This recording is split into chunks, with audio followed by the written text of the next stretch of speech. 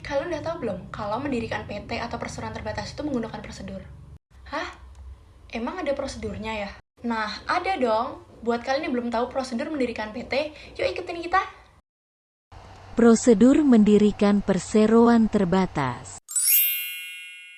Prosedur mendirikan PT, langkah yang pertama adalah pengajuan nama perseroan terbatas. Pengajuan nama perusahaan ini didaftarkan oleh notaris melalui sistem administrasi badan hukum atau biasa kita sebut dengan Sisminbakum Kemenkumham. Pada langkah yang pertama ini dibutuhkan 3 dokumen untuk dilampirkan. Yang pertama adalah formulir asli pendirian surat kuasa, yang kedua adalah fotokopi KTP para pendiri dan para pengurus, yang ketiga adalah fotokopi kartu keluarga pimpinan atau pendiri PT. Nah, terus apa sih tujuannya mengajukan nama PT? Nah, proses yang pertama ini bertujuan untuk melakukan pengecekan nama PT. Pemakaian nama PT ini tidak boleh sama ataupun mirip sekali dengan nama PT yang sudah ada. Maka, solusinya, kalian perlu menyiapkan 2 atau 3 pilihan nama PT. Usahakan nama PT tersebut mencerminkan kegiatan usaha Anda ya.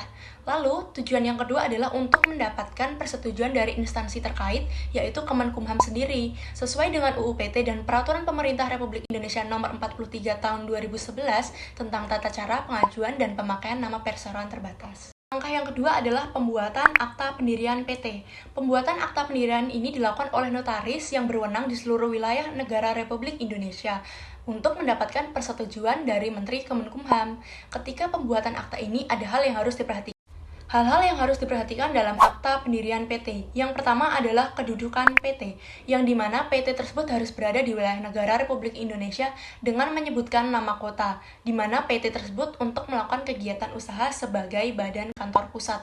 Pendirian PT minimal 2 orang atau lebih, menetapkan jangka waktu berdirinya PT selama 10 tahun, 15 tahun, 20 tahun atau lebih, atau bahkan tidak perlu ditentukan lamanya, yang berarti berlaku seumur hidup.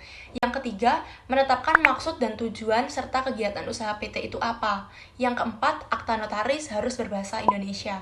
Yang kelima, setiap pendiri harus mengambil bagian atas saham, kecuali dalam rangka peleburan. Modal dasar minimal 50 juta rupiah dan modal disetor minimal 25%. Yang ketujuh, minimal ada 1 orang direktur dan 1 orang komisaris. Poin ketiga yaitu tentang pembuatan SKDP. SKDP sendiri artinya surat keterangan domisili perusahaan yang nantinya akan diajukan ke kantor kelurahan sesuai domisili suatu perusahaan tersebut. Di mana hal ini akan digunakan sebagai bukti untuk mengetahui keberadaan suatu perusahaan. Ada persyaratan yang dibutuhkan, yaitu ada 4. Yang pertama, fotokopi pajak bumi dan bangunan. Yang kedua, yaitu perjanjian sewa, di mana diperuntukkan bagi PT yang berdomisili bukan di gedung perkantoran. Yang ketiga, KTP direktur. Yang keempat, izin mendirikan bangunan. Ini juga diperuntukkan bagi PT yang berdomisili bukan di gedung perkantoran. Yang keempat yaitu pembuatan NPWP, di mana diajukan kepada Kepala Kantor Pelayanan Pajak yang disesuaikan dengan domisili suatu PT. Ada juga persyaratan nih yang harus dipenuhi. Yang pertama yaitu NPWP pribadi Direktur Perseroan atau PT. Yang kedua yaitu fotokopi KTP Direktur. Yang ketiga SKDP. Yang keempat akta pendirian PT. Tentang pembuatan anggaran dasar perseroan. Permohonan ini diajukan kepada Menteri Kemenkumham untuk mendapatkan pengesahan anggaran dasar perseroan atau akta pendirian sebagai badan hukum PT sesuai dengan UU PT. Persyaratan yang dibutuhkan itu ada 3, yaitu bukti setor bank senilai modal disetor dalam akta pendirian, bukti penerimaan negara bukan pajak sebagai pembayaran berita acara negara, dan asli akta pendirian. Lalu saya akan menjelaskan bagaimana cara mengajukan SUP. SUP ini sebelumnya berguna agar PT dapat menjalankan kegiatan usahanya. Setiap perusahaan patut membuat SUP selama kegiatan usaha yang dijalankannya, termasuk dalam klasifikasi baku lapangan usaha Indonesia, sebagaimana tertulis dalam Peraturan Kepala Badan Pusat Statistik Nomor 57 Tahun 2009 tentang klasifikasi baku lapangan usaha Indonesia. Permohonan pendaftaran SUP diajukan kepada Kepala Suku Dinas Perindustrian dan Perdagangan atau Koperasi Usaha Mikro Kecil Menengah dan Perdagangan Kota atau Kabupaten terkait sesuai dengan domisili PT. Klasifikasi dari SIUP berdasarkan Peraturan Menteri Perdagangan Nomor 39/M/DAG/Per 12/2011 tentang perubahan kedua atas Peraturan Menteri Perdagangan Nomor 36/M/per/9/2007 tentang penerbitan surat izin usaha perdagangan adalah sebagai berikut.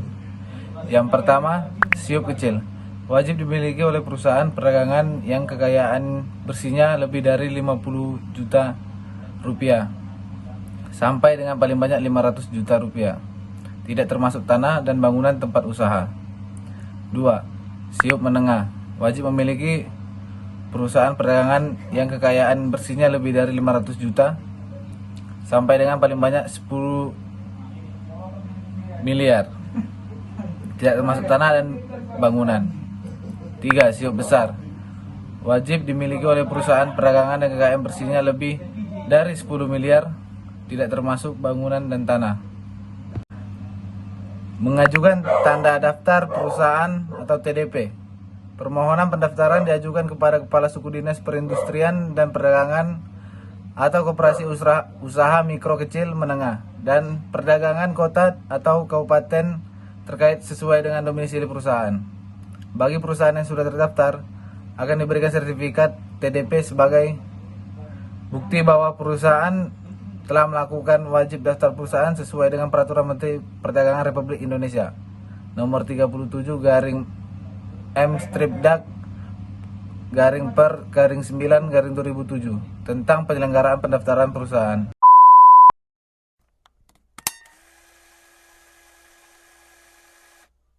Perkenalkan, nama saya Julia Fiona Dia Aji, NIM 3120202449. Semuanya, nama saya Nurul Dinda Oktaviana dengan NIM 3120200602. Perkenalkan, nama saya Mona Karimita Barat dengan NIM 31201118. Perkenalkan, nama saya Yeremi Oktan Sitompul dengan NIM 31/2018-184.